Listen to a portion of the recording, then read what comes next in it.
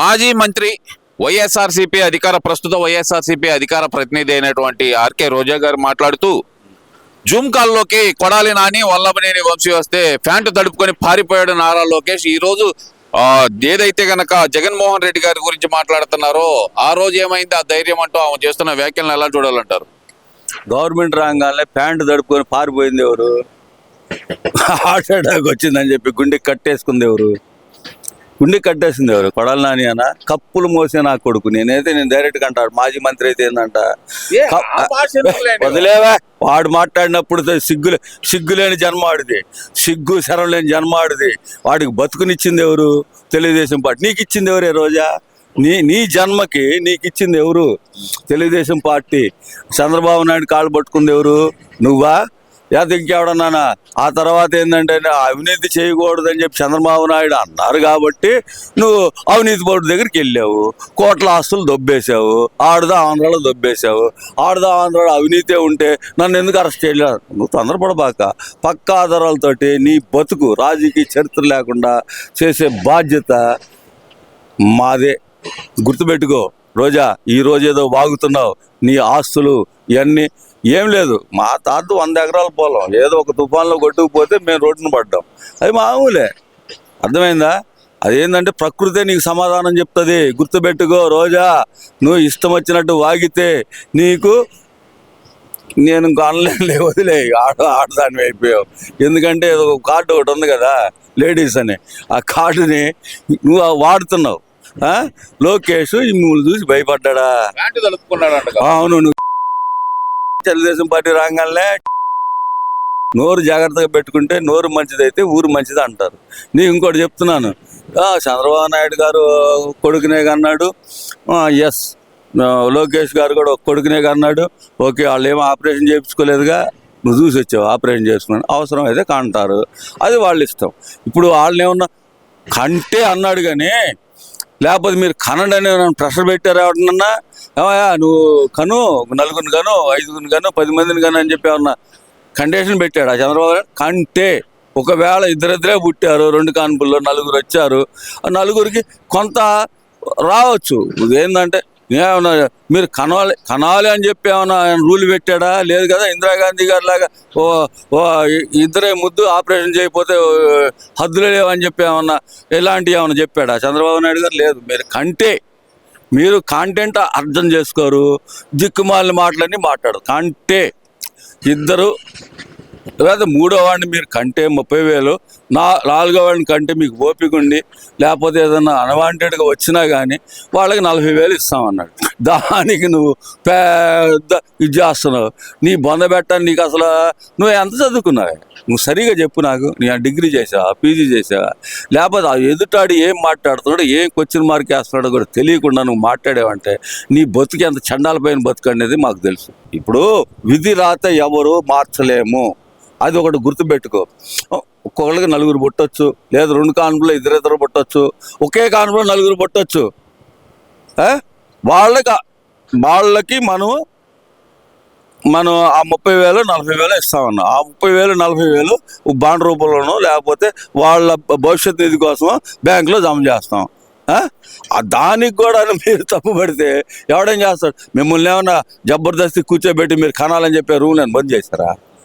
నీ బతుకు చెడని. ఇంకోటి ఏదో మాట్లాడుతున్నావు, నిన్న ఏదో విన్నాను, తల్లిని చెల్లిని గెంటేసిన వాళ్ళనే ఒక కాన్సెప్ట్ బొమ్మలు పెట్టావు. అంటే అంటుంది ఏంటంటే నోరు తెరిస్తే అభివృద్ధి చేసిన అభివృద్ధి ఏం చేసి చెప్పుకోవడానికి ఏమి లేక తల్లి చెల్లి గొడ్డల పార్టీ అని మాట్లాడటం తప్పితే ఇంకేమన్నా ఉందా మీది అనే మాట అయితే అంటుందావా? దానికి తోడు ఇంకోటి ఉంది, మీకు గుర్తుందో లేదు, ఆ ప్రెస్ మీట్లో నేను చెప్తాను. నీది చెప్పుల పార్టీ అంటుంది. మాది చెప్పుల పార్టీయో లేకపోతే చెప్పులు వేసుకోకుండా నువ్వు తిరుగు, అదంతా వేరే విషయంలో. కానీ నేను ఒకటే చెప్తున్నాను, నువ్వేం మాట్లాడావో ఒకసారి రివ్యూ చేసుకో. నువ్వేం మాట్లాడావో మీడియా ముందు అంటే మీ తల్లికి ఎంత ఇచ్చావు, మీ తండ్రికి ఎంత ఇచ్చావు, మీ అమ్మకి ఎంత ఇచ్చావు అని చెప్పి అడుగుతున్నావు కదా. అది నువ్వు చూసావా? ఆయన ఇచ్చింది, ఆయన ఏమి ఇచ్చాడో ఏమీ లేదు. వాళ్ళకి ఎంతమంది సంతానం అని పూర్తిగా తెలిసే ఉండాలి కదా మీడియా ముందుకు వచ్చేటప్పుడు. అది తెలియదు నీకేం తెలుసా? దోచుకోవటం, తిరగటం, అది తప్పితే నువ్వు పర్యాటక మంత్రిగా ఉన్నప్పుడు నువ్వేం చేసి పెట్టావు? పర్యటనలు చేసాం. పర్యటనలు ఎవరు చేసావు? నువ్వు ఒక్కదానికి చేస్తే పర్యటన సరిపోతా? పర్యటనలు చేసి ఎక్కడ ఏ పర్యాటక ప్రదేశాలు ఉన్నాయో చూసాం. చూసావు దాని అభివృద్ధి ఏ విధంగా చేసావు? ఏమన్నా చేసావా? పర్యాటక శాఖ మంత్రి అంటే పర్యటనలు చేయడమే కదండి.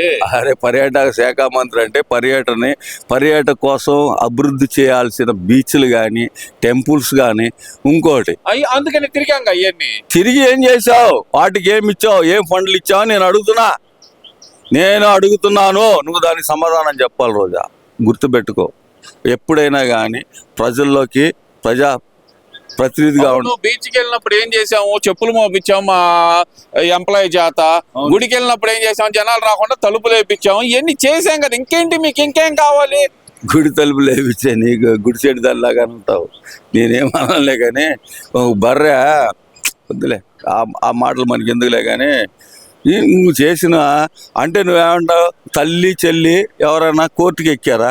నా ఆస్తుల్లో ఆడాలని నాకు వస్తే తల్లి చెల్లి ఎవరైనా కోర్టుకి ఎక్కుతారా? లేదా చంద్రబాబు నాయుడు గారు అమ్మ నాన్న కానీ వాళ్ళ చెల్లెళ్ళు కానీ ఎవరైనా కోర్టుకు వచ్చారా? నేను అడిగిన దానికి సమాధానం చెప్పాలి. రోజా నువ్వు వాళ్ళు కోర్టుకు రాలేదని?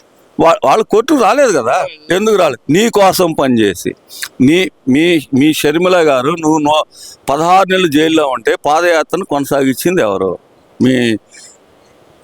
ఇప్పుడు సరేనండి, రోజా సంగతి తీసి పక్కన పడండి. కొడాలి నాని వచ్చాడు, ఏం మళ్ళీ వస్తాడని సింహం గర్జించడానికి సిద్ధంగా ఉందంట కదా, ఏంటంటారు అసలుకి?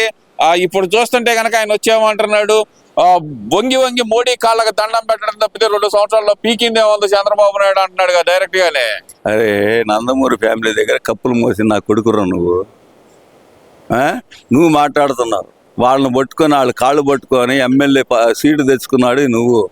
జూనియర్ ఎన్టీఆర్ నీ మీద కాళ్ళు ఎత్తే నువ్వే కిక్కురు మనకుండా కూర్చున్నాడు. అవునా కాదా? నీ బతికేందో నీ బండారం ఏందో ఎవరికి తెలియదురా.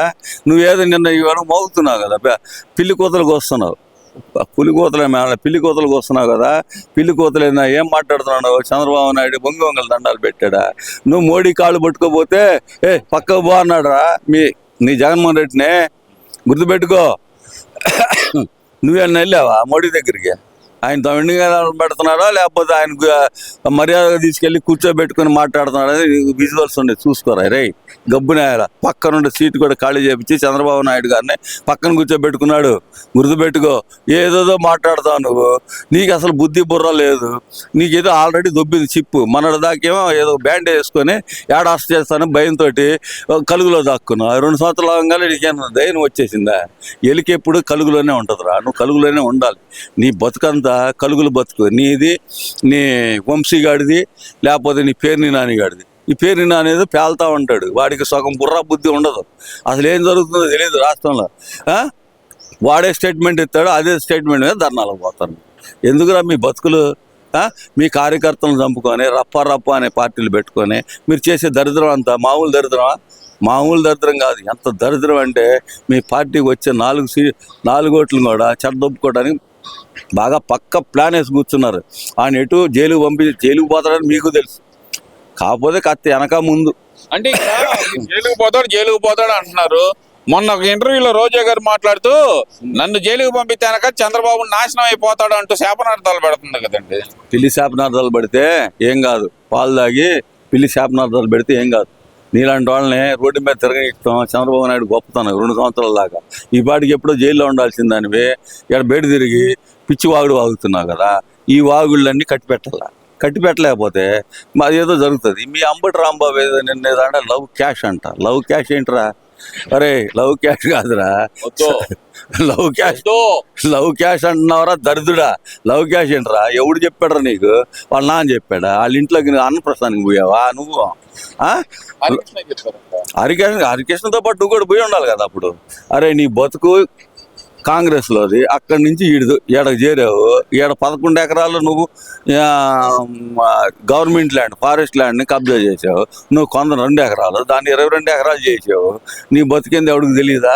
నీ బతుకు ఎట్టుంటుందంటే నీ దరిద్రానికి నువ్వే హేతుబద్ధం. నీ ఇంట్లోని ప్రాబ్లం నువ్వు సాల్వ్ చేసుకోలేనాడు. ఎవడో సాల్వ్ చేస్తావురా గాడిదా?